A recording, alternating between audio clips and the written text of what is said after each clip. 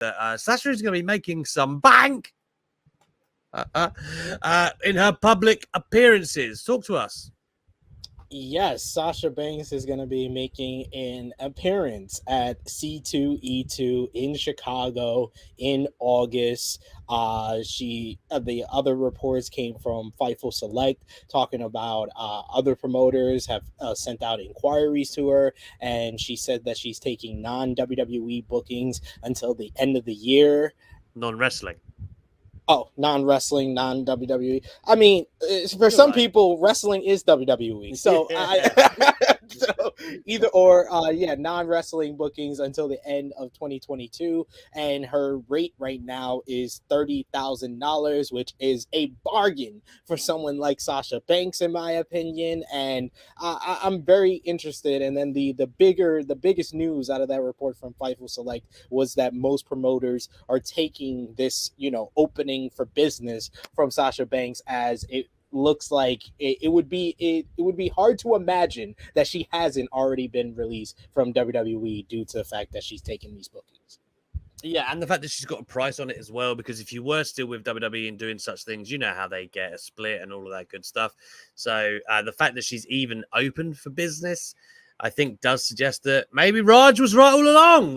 Give that man his flowers if so, because he took a lot of shit, which is always kind of sad for me to see when anyone who puts their name to a report on Twitter or anything instantly.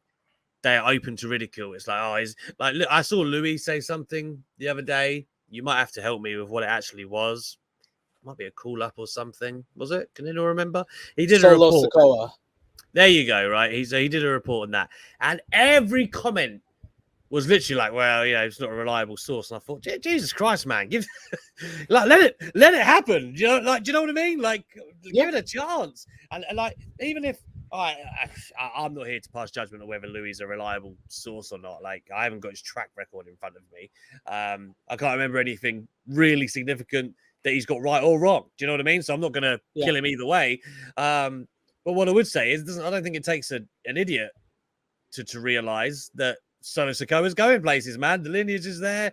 He probably will be called up before long. I don't know when, if it's after SummerSlam or anything, but those are always dangerous to report anyway, aren't they? Because it's like things change. But either way, my point is, I kind of hope Faraji's right now, because he took so much shit when the report came out. I just thought it was a bit unfair. Raj Giri, that is, guys. If you want to look him up, Wrestle Inc. Well, former owner. I think he just works for it now. Sat, what do you think, man? I'm kind of... It's conflicting, right? Like, I'm sad. Sasha's kind of gone. Like, her legacy is already cemented if she is gone. But at the same time, she's only 30. Lots she could do. Kind of exciting too, isn't it?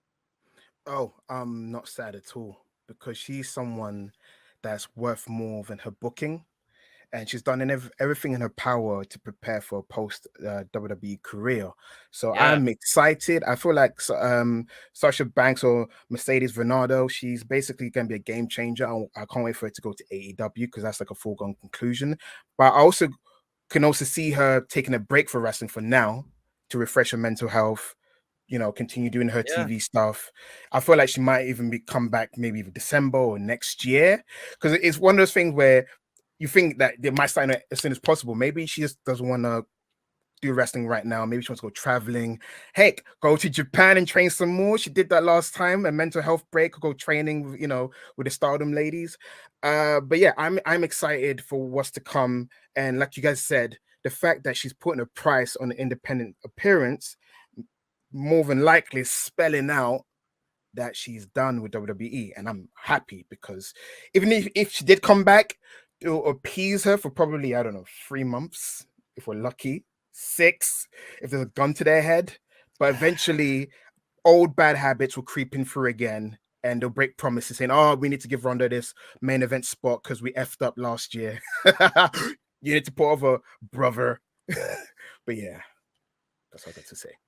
Couple of points on this one. First of all, Ryan Klotz says, just say it. WWE whines if the independent contractors take on bookings. They don't whine, they don't allow it. It's straight as that simple, I would say.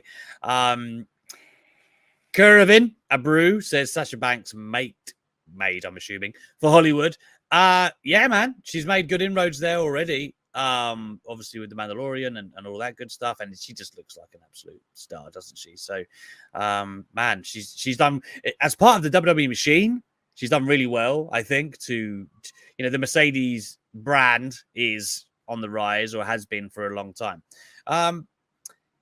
It's kind of sad that we won't get like a Sasha Banks Bailey, or like the four-way for the horsewomen, Mania. If this is true, which we're operating under the assumption that it is, but at the same time, what she did with Bailey was already legendary, right? Like they the Hell in the Cell and obviously Takeover. I can live without their WrestleMania matchup, and let me pass some things back and forth between you two. Just short answers. I want from you both. Nothing too expansive. If Sasha Banks turns up in AEW, more important than Danielson when he turned up? Yes or no? Yeah, I think so, because Right?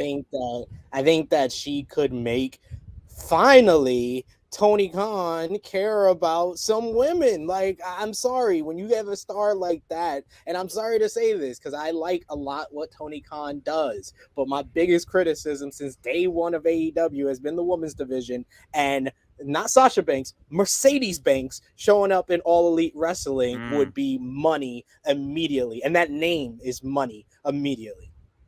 It's that.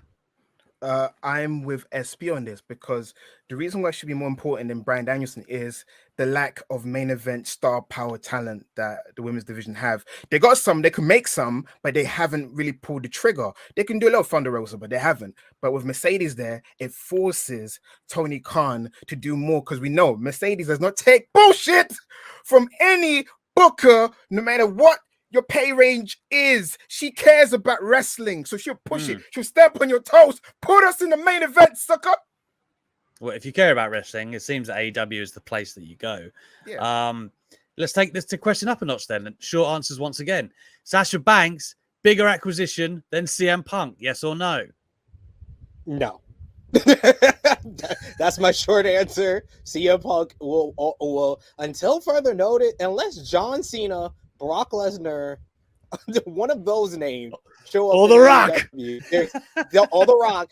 There's no one bigger than CM Punk for what AEW did. The reason why she would be bigger than Bryan Danielson is because CM Punk came 2 weeks before Bryan Danielson. He was the big fish that they landed, and it made Bryan and Cole great like secondary acquisition to bring in, but CM Punk was the big fish. Everybody else is below that. Sat, yeah or nay? In terms of what she can do for the women's division, I say no. Yeah. It's a yeah, right, okay. It's a broad question. Yeah. Is it a big, you take it how you want to take it?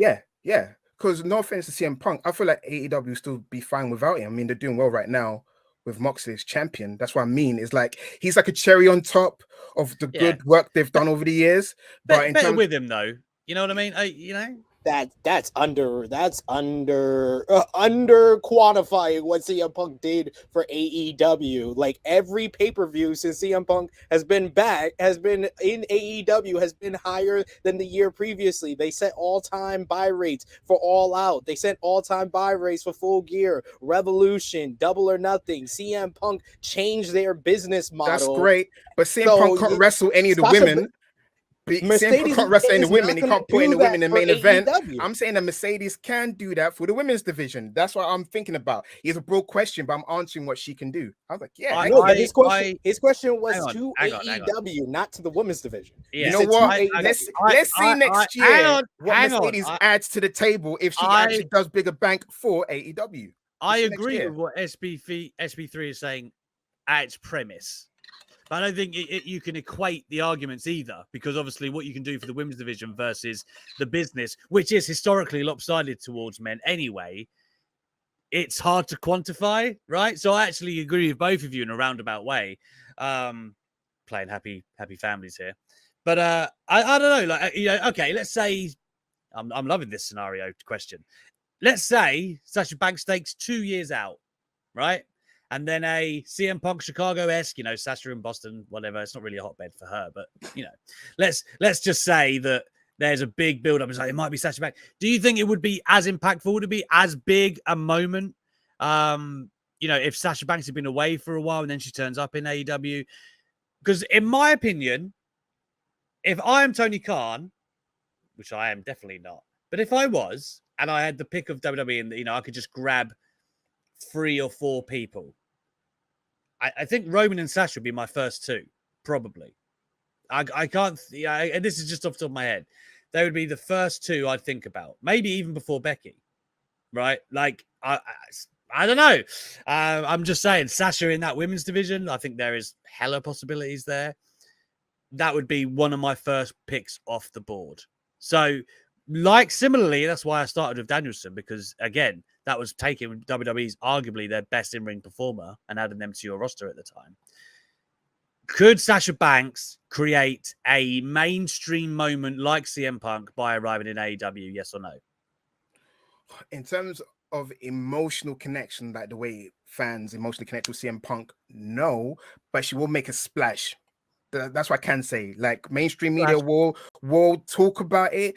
In terms of how fans waited for years, it came to a point it was almost mythological, because even CM Punk say, "I'm done with wrestling, I'm acting, blah blah, whatever." The backstory behind that. That's how I have to backtrack a little bit from my earlier answer. CM Punk had an emotional connection. I mean, little girls may cry for Sasha. Mercedes, they will be like CM Punk level of like. I stayed up midnight to watch it, and I was blown. I thought, who CGI'd the video, the song, because it was such a surreal moment. So yeah, that CM Punk moment was incredible. But it'll be a great moment. It will put a splash, but it won't be like CM Punk, because CM Punk, there was that 90% kind of, you might not never come back sort of thing. And that 10%, yeah, he did come back. So yeah. I mean, she's got a built-in audience, like maybe more so than any wrestler I can think of, passionately wise, numerically. She is one of them, like, fiercely, and I say that with my Twitter hat on, but just in general too. Like, she is one of the most fiercely supported superstars in the world. Sid, yes or no to the same question? Could she make shockwaves like CM Punk did? She can make shockwaves like CM Punk, and I'm not trying to undervalue Sasha Banks at all, but Punk stock is yeah, because we talked about it a lot when the rumor first started. When that first started last year with CM Punk. CM Punk was what Hulk Hogan was to WCW, but Bryan Danielson, Adam Cole, Sasha Banks, those are kind of like Razor Ramon and Diesel to WCW. They are really, really big, and they're game changers, but they're not at that level of what Hulk Hogan did for WCW. He changed the business for WCW, and that's what CM Punk has done in the past year for AEW. So I'm not undervaluing Mercedes Varnado. I'm saying that she's right underneath the greatest signing in AEW history. She would be the second or a 1B greatest signing in AEW history. Agreed. Yeah, which is not bad, is it? No. Let's be real. It's not bad.